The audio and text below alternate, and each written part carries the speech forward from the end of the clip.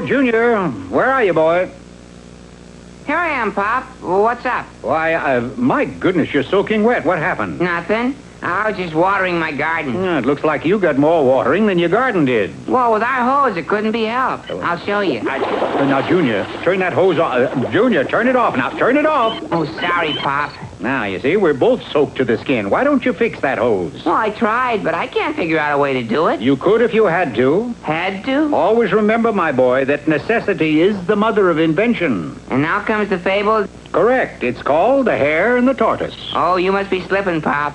You already told me the fable about the hare and the tortoise. I told you part one. There are two parts of that story. As you remember, the tortoise had been goaded into a race with the hare. And it wasn't long before the hare had left the tortoise so far behind that he decided he could well afford to kill a little time. I think I'll take in a movie. The picture was so good, From Hare to Eternity, starring Rabbit Montgomery, that he sat through it twice, which proved to be a fatal mistake. The tortoise wins! Though you are a tortoise, if you are steady and watch out for rolling stones, you will come forth first. Well, we all know what happened to the tortoise after that eventful day. He became rich and famous. Isn't that nice? They named turtle soup after me. But what about the hare? That's quite another story. Losing that race caused him to lose everything, and he was kicked out of the Rabbits Union. But fellas, my dues are all paid up for 3 months in advance. It makes no difference. You set us rabbits back 200 years. Yeah, what hurts most of all is that folks don't say quick like a bunny anymore. Now a broken hare, there was nothing left for him. He went away to a small town where he changed his name and settled down. Time passed, and both the tortoise and the hare grew old. Then one day, as the old gray hare sat in his rocker... Bang, boom, bang, boom, boom. Wah! Concern it, what's all the racket out there? Hey, Grandpa, Charlie Frickett beat me up. What for? For the third time this week. He said that the tortoise beat you in a race, and I said he didn't. This hit the old hare pretty hard when his own grandbunny, well, that was too much. Well, now that I know that if you're a tortoise and you keep running around over mossy rock steady like 4 times or whatever the heck that was, he said. With that, he hurried into the big city and went directly to the tortoise's house. Howdy, hare. Howdy. You got the glove I can borrow?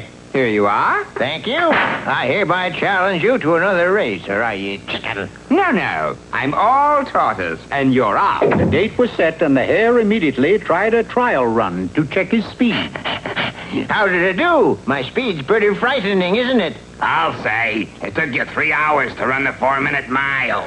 Suddenly realizing that old age had taken its toll, and he was probably now slower than the tortoise, the hare had to turn to the speed of his wits. Locking himself in his workshop, he worked day and night, inventing ways to increase his speed. By the day of the big race, he was ready, and arrived at the starting line with a wagon load of inventions. What kind of a harebrained scheme are you up to now? Never you mind, Sonny. Just stand aside when you see me coming. The tortoise crept into an early lead, mainly due to the fact that the hare crept into the wagon and took a nap. Grandpa, what are you doing? Right now, I'm taking 40 winks. But the tortoise is getting way ahead of you. That's all right. Just let me know when he gets to Miller's barn. Miller's barn burned down 2 years ago. In that case, I better get going. Slipping into one of his inventions, a rocket jacket, he lit the fuse.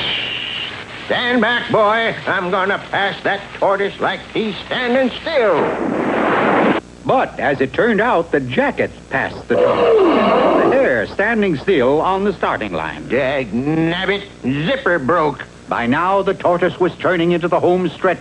Like I always say, he who puts his best foot forward counts his hatches before they chicken out. So I'm bound to win. It looked as though history was about to repeat itself. I've come to the end. This is the only way out. Grandpa, that's the coward's way out. Don't drink that. This isn't what you think it is, boy. This is a glass of some old-fashioned gasoline I've been saving for years. Bottoms up.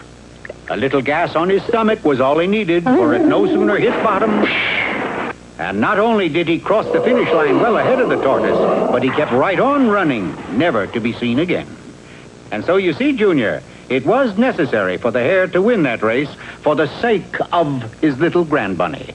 And that proves that necessity is the mother of invention. Yeah, Pop. But the hare drinking gasoline proves something else. Oh, what's that? That there's no fuel like an old fuel. I guess you're right.